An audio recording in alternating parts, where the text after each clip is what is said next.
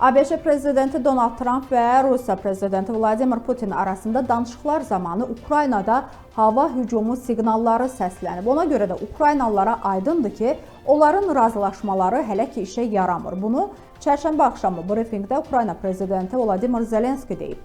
Düşünürəm ki, Ukraynalılar nə baş verdiyini anlayırlar. Hazırda Ukraynada narahatlıq var. Yəni bu prinsipcə baş verənlərə cavabdır. Bildiyimə görə Ruslar prezident Trumpla söhbəti zamanı dərhal enerji strukturuna hücumların dayandırılması əmrini verdilər deyə Zelenski belə bir açıqlama verib. Onun fikrincə Ukrayna və Amerika nümayəndə heyətlərinin Səudiyyə Ərəbistanında Ciddədə apardığı danışıqlarda yaxşı nəticələr əldə olunub. Xüsusən də ABŞ tərəfindən tam atəşkəs təklifi irəli sürülüb.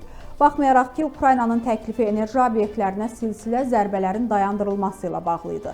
İndi qaldırılan yeganə sual enerji sektoruna zərbə vurmamaqdır. Hələlik əlavə məlumatım yoxdur. Düşünürəm ki, Rusların Amerikalılara nə təklif etdiyini və ya Amerikalıların Ruslara nə təklif etdiyini təfərrüatını bilsək düzgün olardı. O vurğulayıb ki, Amerika tərəfi ilə Ukrayna ilə razılaşmalara hörmətlə yanaşaraq Ciddədə Ukrayna ilə müzakirə olunan təklifləri irəli sürüb. Qeyd eləyək ki, ötən gün Putin və Trump arasında telefon danışığı baş tutub.